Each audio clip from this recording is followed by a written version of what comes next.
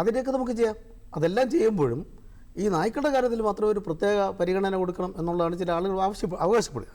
ഞാൻ ഈ ബിജു പ്രഭാകരനെ കുറിച്ച് പറയുമ്പോഴത്തേക്ക് ഞാൻ ഫ്രാറ്റിൻ്റെ ജനറൽ സെക്രട്ടറി ആയിരിക്കുമ്പോൾ ഈ വിഷയത്തിൽ ബിജു പ്രഭാകരനെ തന്നെ ഞങ്ങളുടെ സമ്മേളനത്തിൽ വിളിച്ച് വരുത്തിയിട്ട് അദ്ദേഹം അതിനെ സംബന്ധിച്ച് ഒരു വളരെ കാര്യമായി ചില കാര്യങ്ങൾ പറഞ്ഞിട്ടുണ്ട്. അദ്ദേഹത്തിന് അന്നത്തെ പ്രസംഗം ബൈറ്റ് ഇന്നിപ്പോൾ വളരെ വൈറലായി നമുക്ക് സാമൂഹ്യ മാധ്യമങ്ങളിൽ കാണാൻ വേണ്ടി കഴിയും. അദ്ദേഹം ഒരു IAS ഉദ്യോഗസ്ഥനാണ്. IAS ഉദ്യോഗസ്ഥ സർവീസിലിരിക്കുമ്പോൾ തന്നെ ഇത്തരം കാര്യങ്ങളെ സംബന്ധിച്ച് വളരെ തുറന്നു പറയാൻ വേണ്ടി ഒരു ആർജവം കാണിച്ച ഒരു ഉദ്യോഗസ്ഥനാണ്. അദ്ദേഹം പറഞ്ഞു, അതിനകത്ത് അദ്ദേഹം പറഞ്ഞിട്ടുള്ളത് മരുന്ന് ലോബിയുടെ, ഈ പേവിഷബാധ ലോബിയുടേതായിട്ടുള്ള ഇൻഫ്ലുവൻസ് അതിനകത്ത് പറഞ്ഞു. മറ്റൊരു കാര്യം കൂടെ അദ്ദേഹം പറഞ്ഞു, ഇതിൻ്റെ കേസ് നടത്താൻ സുപ്രീം കോടതിയിലടക്കം നമ്പർ 1 അഭിഭാഷകരെയാണ് ഈ ചില മൃഗസ്നേഹ സംഘടനകൾ ചുമതലപ്പെടുത്തുക. അതിന് വേണ്ടി വരുന്നത് ലക്ഷക്കണക്കിനായിട്ടുള്ള രൂപയാണ്. അതെവിടെ വരുന്നു, ആ ഫണ്ട് ഫ്ലോ എവിടെ നിന്നാണ്, അത്തരം കാര്യങ്ങളൊക്കെ തന്നെയും പരിശോധിക്കപ്പെടണമെന്നാണ് അദ്ദേഹം അന്ന് പറഞ്ഞത്. ഞാൻ എന്തായാലും നമ്മുടെ വിഷയത്തിലേക്ക് വരാം. അപ്പോൾ ഇവിടെ തീർച്ചയായിട്ടും ഇത്തരത്തിലുള്ള മൃഗസ്നേഹം നമുക്ക് ആവശ്യമാണ്. പക്ഷേ ഞാനൊന്ന് പറയട്ടെ, നമ്മുടെ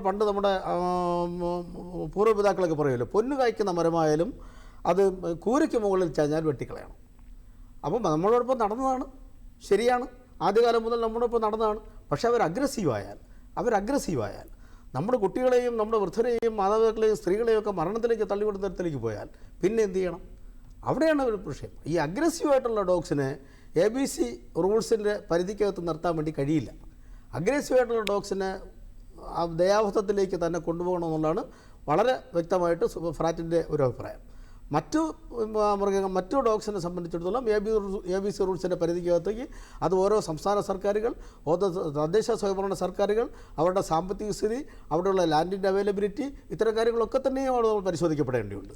ഇതൊക്കെ സ്വാഭാവികമായും ഇത് വഹിക്കുമ്പോഴത്തേക്കും ഇപ്പോൾ സുപ്രീം കോടതിയുടെ ഭാഗത്തുനിന്ന് ഉണ്ടായിട്ടുള്ള ഒരു താൽക്കാലിക ഉത്തരവാണ്. സുപ്രീം കോടതി ഒരു അമിക്കസ് ക്യൂറിയെ കൂടെ വച്ചിട്ടുണ്ട്, സ്റ്റേറ്റിനെ കേൾക്കുന്നുണ്ട്. തീർച്ചയായിട്ടും ഒരു ഫൈനൽ ഓർഡർ വരുമ്പോഴത്തേക്കും ഇവിടെ പ്രകടിപ്പിച്ച ചില ആശങ്കകൾ കൂടെ പരിഹരിച്ചുകൊണ്ട് പ്രായോഗികമായ തരത്തിലുള്ള ഉത്തരവ് വരും എന്ന് തന്നെയാണ് ഞാൻ പ്രതീക്ഷിക്കുന്നത്.